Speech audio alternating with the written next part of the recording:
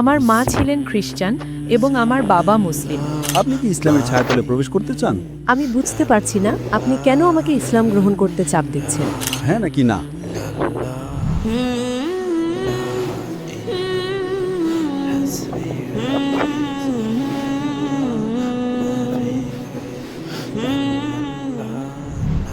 High, আমার নাম মনিরা। আমি খ্রিস্টান ও মুসলিম দুই ভিন্ন ধর্মীয় পরিবারে জন্মেছি। আমার মা ছিলেন খ্রিস্টান এবং আমার বাবা মুসলিম, কিন্তু যখন আমার ইসলাম শেখার প্রয়োজন ছিল তখন বাবা আমার কাছে ছিলেন না। তাই আমার মা আমাকে খ্রিস্টান বানিয়েছেন। তিনি আমাকে যা পারতেন শিখিয়েছেন, কিন্তু আমি এখনও জানি না কি বেছে নেব। আমার বাবা মুসলিম এবং আমাকেও মুসলিম হতে হবে, কিন্তু কেউ আমাকে জোর করছে না।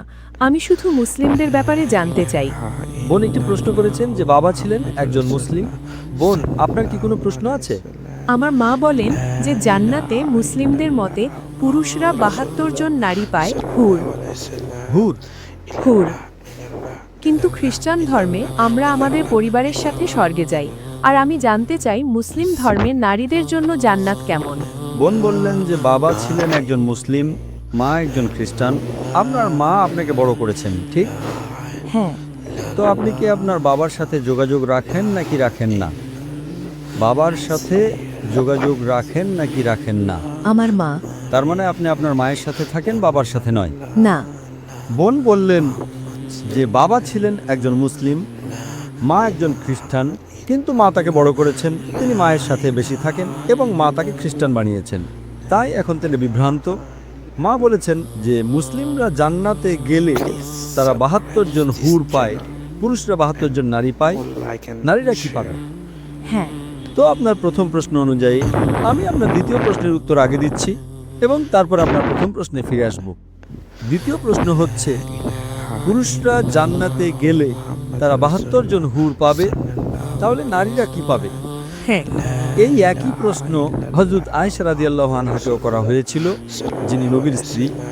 তখন নবীর স্ত্রী উত্তর দিয়েছিলেন যে নারীরা তাই পাবে যা তাদের অন্তর কখনো কামনা করেনি, যা তাদের চোখ কখনো দেখেনি, যা তাদের কান কখনো শোনেনি।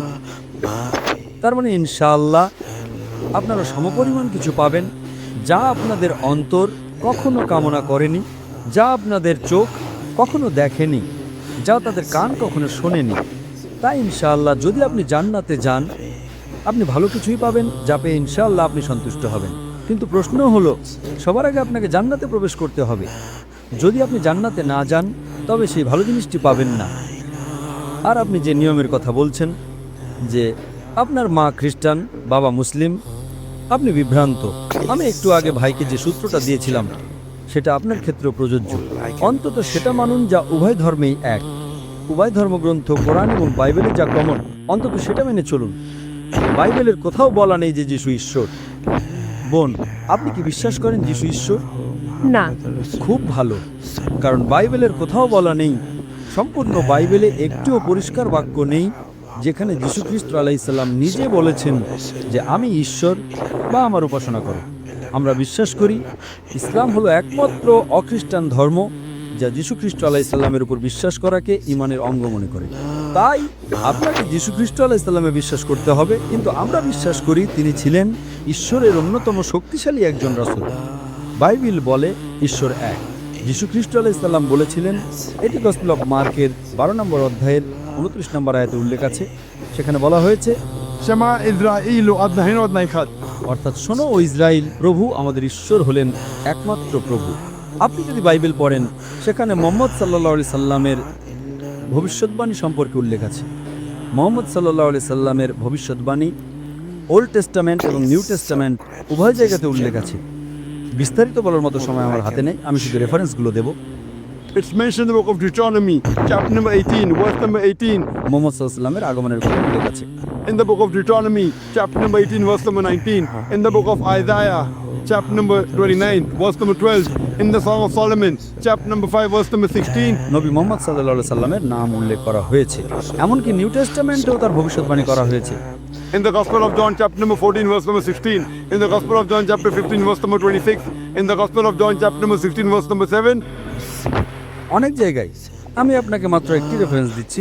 Gospel of John, chapter number 16, verse number 12 to 14 says, তোমাদের বলার মতো আমার অনেক কিছু আছে, কিন্তু এখন তোমরা তা সহ্য করতে পারবে না, কারণ তিনি যখন সেই সত্যের আত্মা আসবেন, তিনি তোমাদের সমস্ত সত্যের পথ দেখাবেন। তিনি নিজের থেকে কিছু বলবেন না, তিনি যা শুনবেন তাই বলবেন। তিনি আমাকে মহিমান্বিত করবেন। এই ভবিষ্যৎবাণীটি সর্বশেষ ও চূড়ান্ত রাসূল মুহাম্মদ সাল্লাল্লাহু আলাইহি সাল্লাম ছাড়া আর কারোর দিকে ইঙ্গিত করে না। আপনি যদি আরও বাইবেল পড়েন এবং কোরআন পড়েন, কোরআন বলছে মদ পান করো না। chapter 5, verse number 90. বাইবেল বলছে In the book of Proverbs, chapter 20, verse number 1. And the book of Ephesians, chapter 5, verse number 18. মদ পান করো না। কোরআন বলছে শূকরের মাংস খেও না। Surah Baqarah, chapter 2, verse 173. Surah Ma'idah, chapter 5, verse number 3. Surah An'am, chapter 6, verse 145. Surah Nahl, chapter 16, verse number 115. 4টি জায়গায়, বাইবেল 3টি জায়গায় বলছে শূকরের মাংস না খেতে। In the book of Leviticus, chapter number 11, verse number 7 and 8. In the book of Deuteronomy, chapter number 14, verse number 8. In the book of Isaiah, chapter 65, verse number 2 to 5. শূকরের মাংস খেও না। তাই যদি আপনি একজন ভালো খ্রিস্টান এবং একজন ভালো মুসলিম হতে চান, এক ঈশ্বরে বিশ্বাস করুন। বিশ্বাস করুন তার কোনো প্রতিমূর্তি নেই, তার কোনো মূর্তি নেই।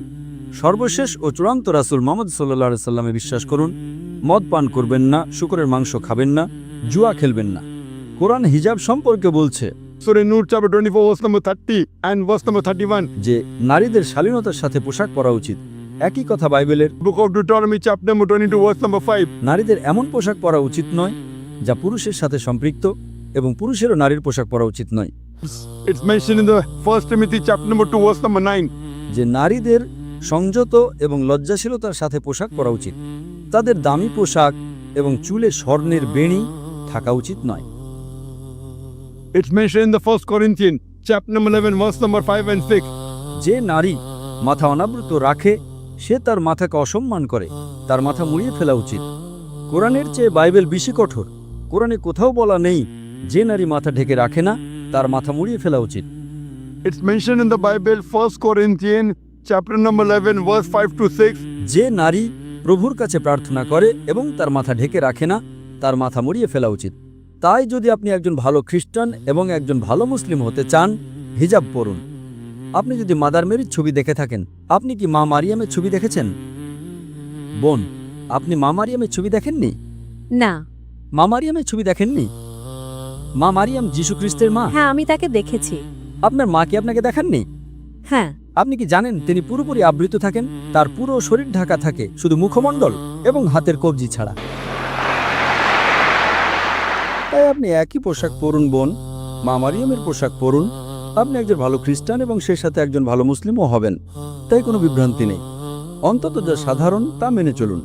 যীশু খ্রিস্ট আলাইহিস সালাম বলেছিলেন, তোমাদের বলার মতো আমার অনেক কিছু আছে, কিন্তু এখন তোমরা তা সহ্য করতে পারবে না, কারণ তিনি যখন সেই সত্যের আত্মা আসবেন তিনি তোমাদের সমস্ত সত্যের পথ দেখাবেন।